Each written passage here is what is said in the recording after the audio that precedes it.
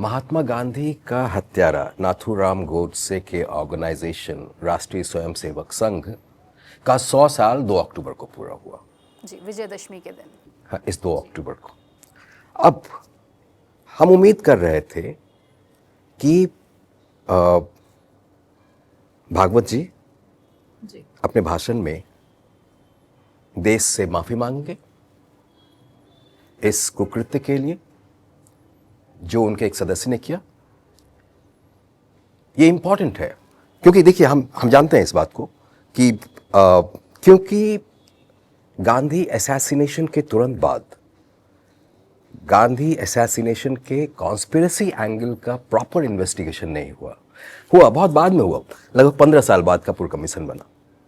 इसलिए हम नहीं जानते एग्जैक्टली क्या हुआ, कौन लोग इन्वॉल्व थे, कौन लोग नहीं थे। लेकिन थोड़ा क्रोनोलॉजी समझिए। 8 दिसंबर को परम पूज्य 8 दिसंबर 1947 परम पूज्य गुरु गोलवलकर एक तरह से फतवा जारी करते हैं।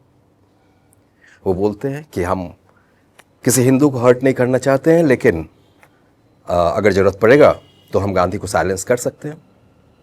हम जानते हैं कैसे कर सकते हैं ना। गोलवलकर मोहन भागवत के तरह सिर्फ वो एक सरसंघ चालक नहीं थे, वो एक कल्ट लीडर थे। तो जब ये बोलते हैं तो ये सवाल उठता है कि क्या वो एक फतवा था, क्या उस फतवा को कैरी आउट कर रहा था नाथूराम गोडसे? क्योंकि हम देखते हैं कि महज 3 हफ्ते के बाद दिसंबर 47 के अंत में अगर आप जजमेंट उठा के देखिए गांधी असैसिनेशन केस का, तो आप पाएंगे कि कॉन्स्पिरेसी का शुरुआत जिसमें जो नाथूराम गोडसे जिसमें सबसे इंपॉर्टेंट रोल प्ले कर रहे हैं, वो दिसंबर के अंत में शुरू होता है, 3 हफ्ते के बाद। हाँ, तो इसलिए बहुत सारे लोग कहीं ना कहीं से उन पर सवाल उठ रहा है, प्रश्न उठ रहा है।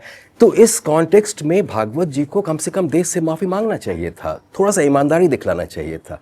लेकिन हम सुबह से शाम टीवी नहीं देखते हैं, लेकिन सुबह से शाम तक हम बैठे रहे टीवी के सामने में कि शायद कुछ आ जाए। लेकिन हुआ क्या?